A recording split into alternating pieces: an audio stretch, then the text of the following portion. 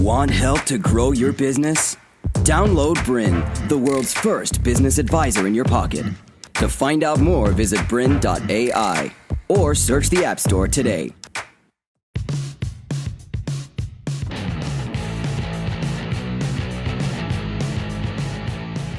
I'm sick of Apple. I'm just tired of hearing about them. The Apple products, the Apple company, the Apple brand. It feels like all I ever hear about is this bloody Apple.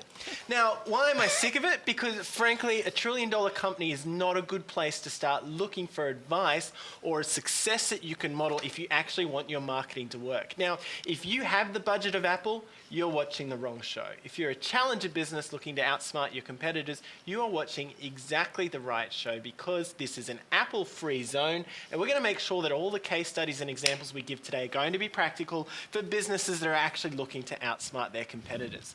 So welcome to Marketing Mavericks, where we're pulling back the curtain on how marketing actually works and showing what you can do in your business to make it happen. I'm Adam Long from Step Change, and joining me here in the studio today are two very special guests. We have Ashton Bishop, the CEO of Step Change. Welcome to the show. Thanks, Adam. And Lisa Mathews, the head change agent at Step Change. Welcome to the show. Hi.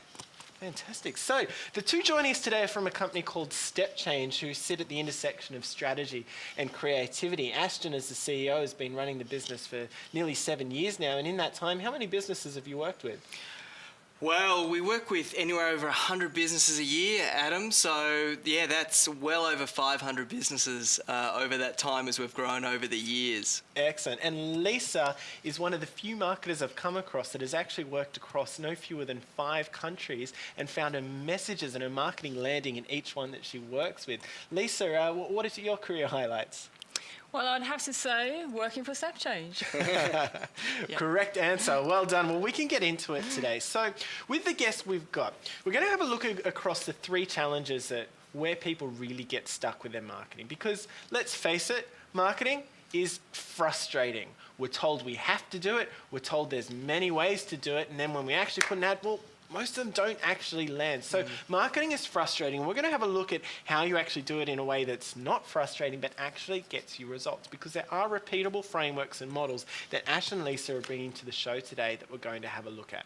So let's start with the frustration. Lisa, Ash, there's 3 things that we've talked about earlier that are really the key frustrations that come up again and again. Lisa, with the businesses that you work with, what do you keep hearing? So any marketeer or any business wants to make great advertising. They want to get cut through. And one of the frustrations is I need great talent in order to get that cut through. So I don't want to hire a family member to head my ad. I want somebody like Nicole Kidman. Look what she's done for Chanel No. 5. Well, I tell you what, Nicole is charging millions and you just can't afford her. So how do you get around that? We'll have a think about talent. Common frustrations. So often we see that in the ads that people make, geez, just put myself in front of the ad. I could put myself in front of the camera. So when we talk about talent, we're talking about who actually represents your brand. The big brand name stars are the ones we're all after. Ashton, you've heard something different. What do you hear as the number one frustration? Yeah, so beyond the talent and the celebrity piece, then there's the production values. And unfortunately, not all of us can afford Michael Bay and Hollywood production blockbusters. So the interesting thing and the opportunity around that is TV cost of production has actually come down a lot. So if we stop getting caught around looking at traditional TV shoots, stills shoots, there's a lot of smart ways where you can disappear this problem of I've got no budget, I can't produce it, I can't afford it anymore. Traditional, a real block for people, now an opportunity to be smarter and work around that. Fantastic. Okay, so second frustration there. How can I actually afford to produce something worthwhile that people are actually going to be willing to engage with? And looks great, yeah? Excellent. And the third one, Lisa, now you've heard this time and time again. What's this all about? So the third one is about having enough money to get onto some great media. You've made a great ad, you've potentially got your Nicole Kidman or your Shane Warne, he's probably going cheap nowadays. So how do you get seen? The cost of media can be a bit of a tripwire. Well, actually, there's ways to get around that. Right. All right, so that's the 3 big challenges we're looking to take on today. How do I get the right talent, the best brand ambassadors essentially that I can for my business? How do I produce something worthwhile, worth watching, and that's really representative of what your brand's all about? And how do you get it out there, so to speak, using media to get it in front of your audiences? That's what we're looking to cover today with some very practical frameworks. So let's start with the big question here. It really starts at a high level, considering how frustrating marketing can be. Run an ad, does it work? Does it not work? How do we actually get our marketing to be effective? Effectiveness comes down to right message, right place, right time, and that's all about having it in front of the right person. So when we talk about right message, it's about having the quality of message so that it stands out, it's communicating what it needs to, and that goes back to predatory marketing. So we explore predatory marketing in episode 2, I believe, looking at how you can use predatory marketing to outsmart your competitors. But there's a couple of new elements that you're introducing today, Ash, aren't you? What else matters to make marketing effective? Yeah, so a lot of businesses say, oh, if I could just get my message in front of 1 million people. And they look for that top line number of, I'm going super broad. Not all impacts are the same. You know, that's what we really need to land, and we need to understand is that it's not how many people I could talk to, it's how few people can I have an effective conversation with. Now, that's not a question people often ask their business. It's usually about how can I get in front of the most people possible. Absolutely. Why does it matter to be talking to fewer instead of more? Well, we actually need to look at communications, and effectiveness of communications is not what's said, it's what's received. And there's a framework that I think Lisa will probably talk us through today that talks about whether things are effective from a messaging point of view, but really coming back to who.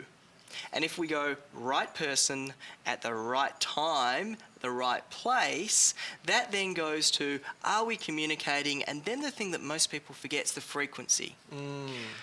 When we have children, I'm sure some of the viewers out there have a few children. Do you need to tell them once? Oh, no. No, you need to tell them multiple times. And it's the same with adults when you're trying to get them to consider or make a decision for your product. You generally don't need to tell people once.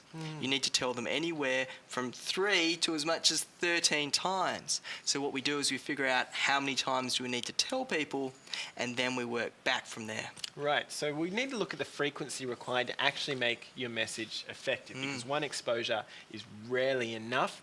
You need to remind and remind and remind to get it in there. So the other challenge here is, well, the budgets, and the reason we got rid of Apple, I hope you don't mind, you had a few things lined up for that, didn't you? Oh yeah, so I'd prepared for today. I was going to talk about 1984, the greatest ad ever made, where Apple took over the Super Bowl. Then I was going to go into the iPod examples of the silhouettes, and then I was going to finish off and close off really nicely with the I'm a Mac, I'm a PC. So I'd prepared the whole show based on that, and basically fell out of the tree nice and early, so to speak. Yeah. All right. Well, I'm going to push you in a different direction today, because we had a look at the cost of a single Super Bowl ad these days. It can be as much as $4.5 million for a single Super Bowl ad. So let's chuck that 1984 Super Bowl ad that Apple did out the window and look at what actually makes communication good. Yeah. And Lisa, you found that there's a couple of things that matter when trying to make your marketing actually good and effective. Sure. It's really simple. It's 3 words that you need to know and use as a checklist whenever you're making ads. And those words are impact, communication, and persuasion. So we spoke earlier about the fact that we're bombarded with thousands of messages every day. From the minute you wake up to the minute you go to sleep, there are messages and advertising and things coming at you on your telephone, on the back of the bus in front of you, on the way to work, wherever you might be. And we need to understand that if we don't reach people, if they don't even see that advertising, if they're on autopilot and it doesn't even cut through, you've made no impact, then you're nowhere. So you've got to get the impact. More than 80% of advertising is ignored. You've got to do something that stands out. About 7% of advertising is remembered, and not even favorably. So you've got to be in the favorable 7%. The chances are pretty slim if you're not in there. Next is communication. So does your advert convey the message you need it to convey? Does it convey a call to action? Does it give the feelings and the perceptions of the brand that you need it to give? How does it differentiate you from the rest of the crowd? Is it clear? Is it concise? Is it simple? Do people just get it? And then lastly, persuasion. At the end of the day, you can put out a great ad, but if people don't buy your product, your ad has failed. So persuasion is getting people to part with their hard-earned cash, choosing you because you've compelled them enough that they're not going to spend it on another brand, they're going to put it with you. Great. And So- persuasion can really work at two levels, kind of, because ultimately marketing is about either influencing a behavior or influencing an attitude. It is, exactly. So I think there's a really nice little shortcut to remember the impact, communication, persuasion, and this is an example that the great Dave Trott gave.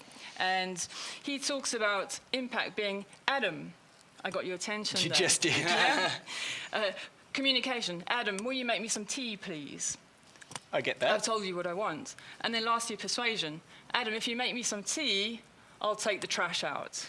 Great. So you've got Thought you something were going to threaten me with that's being fired for a moment there, so You've got something that that would have been compels you, persuasive. Right, so impact and communication and persuasion. You mentioned we can use this as a checklist, and that's really interesting for those who are getting some work done for them, whether it's a web designer, someone's put together an ad, deciding what to do on the next brochure, what goes on a trade show stand, what goes on a business card, just asking those three questions again. To continue enjoying this presentation, download BRiN, the world's first business advisor in your pocket. To find out more, visit BRiN.ai or search the App Store today.